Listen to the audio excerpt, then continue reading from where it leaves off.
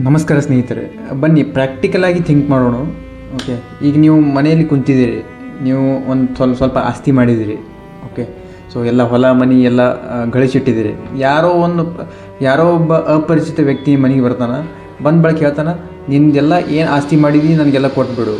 Okay, ನನಗಿಷ್ಟ ವಜ್ರ ವೈಡೂರ್ಯಗಳು, ಬಂಗಾರ, ಆಸ್ತಿ ಎಲ್ಲ ನನ್ನ ಹೆಸರಿಗೆ ಬರೆದು ಕೊಡು.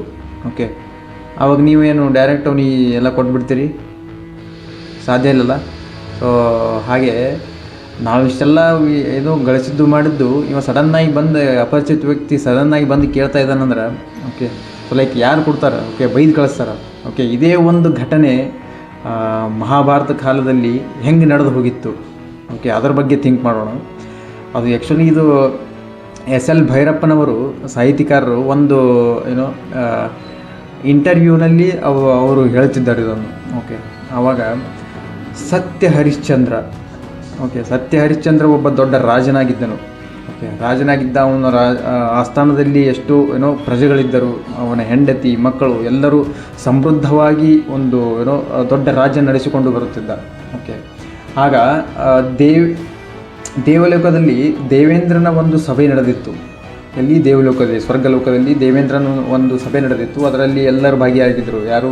ಮೇನಾಗಿ ವಿಶ್ವಾಮಿತ್ರ, ಓಕೆ, ಮತ್ತು ವಶಿಷ್ಠ ಮಹಾರಾಜರು, ಇಂಥ ಎಲ್ಲ ದೊಡ್ಡ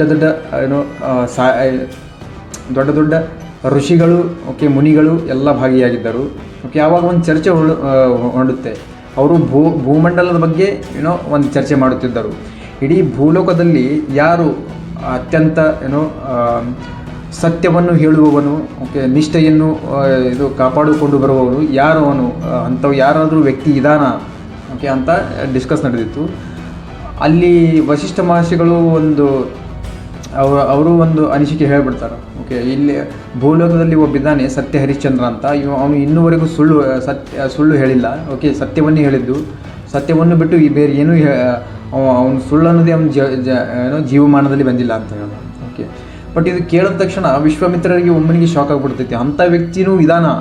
ಓಕೆ, ಅವನಿಗೆ ನಾನು ಪರಿಶೀಲನೆ ಮಾಡೇಬೇಕಂತ ಸಭೆಯೊಳಗೆ ಎಲ್ಲರಿಗೆ ಹೇಳಿ, ಓಕೆ, ಭೂಲೋಕಕ್ಕೆ ಯಾರು? ವಿಶ್ವಾಮಿತ್ರರು ಬರ್ತಾರೆ.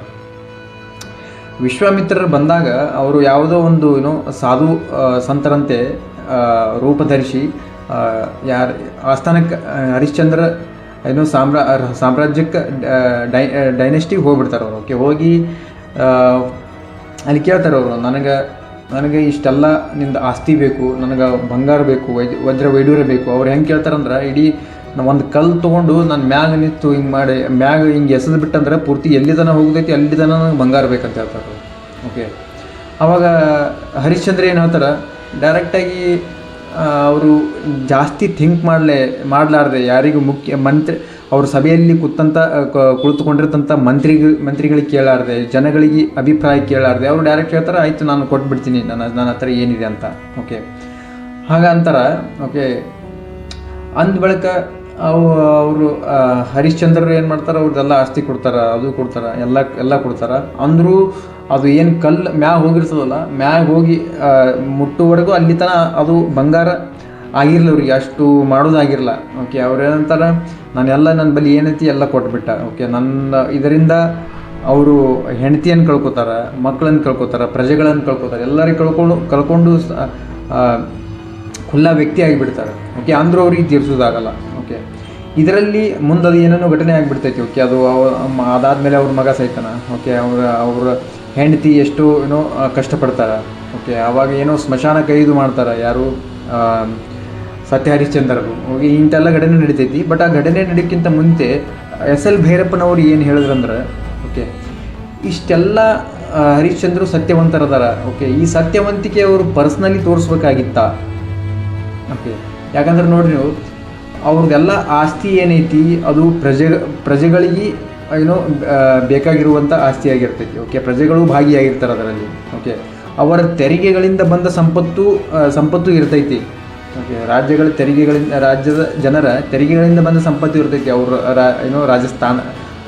ಸ್ಥಾನದಲ್ಲಿ. ಓಕೆ, ಮತ್ತು ರಾಜ್ಯದ ಖಜಾನೆ ಇತ್ತು, ಸೈನ್ಯ ಆಡಳಿತ ವ್ಯವಸ್ಥೆ ಇತ್ತು. ಓಕೆ, ಜನರ ಬದುಕು ಆ ರಾಜ್ಯದ ಮೇಲೆ ಕಂಪ್ಲೀಟ್ಲಿ ಅವಲಂಬಿತವಾಗಿತ್ತು. ಇಷ್ಟೆಲ್ಲ ಆದ ಬಳಿಕ ಸತ್ಯ ಹರಿಶ್ಚಂದ್ರರು ಇದೆಲ್ಲ ಯಾಕೆ ವಿಚಾರ ಮಾಡಲಿಲ್ಲ?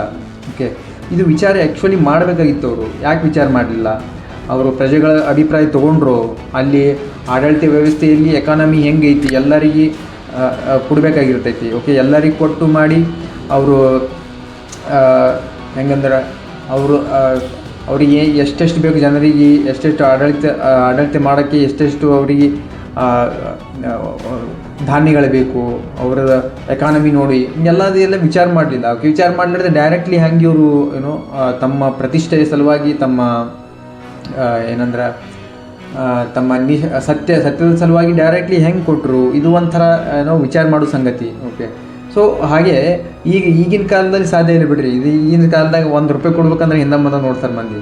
ಓಕೆ, ಆ ಕಾಲದಲ್ಲಿ ಅವರೆಲ್ಲ ಅಷ್ಟೆಲ್ಲ ಕೊಟ್ಟರು. ಓಕೆ, ಇದು ಸತ್ಯ.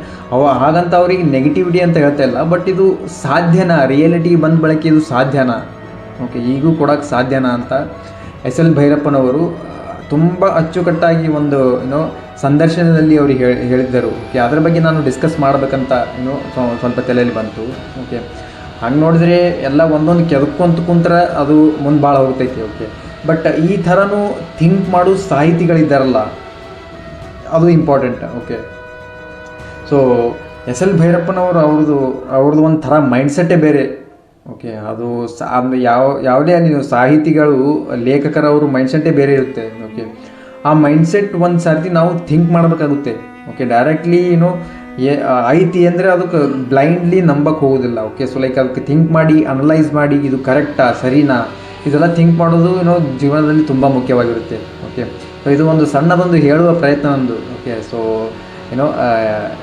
ಇಷ್ಟವಾಗಿತ್ತಂದರೆ ಲೈಕ್ ಮಾಡಿ, ಇಲ್ಲಾಂದರೆ ಏನಾದರೂ ತಪ್ಪಿದರೆ ಕಮೆಂಟ್ನಲ್ಲಿ ಹೇಳಿ ತಿಳಿಸಿ. Thank you very much for listening.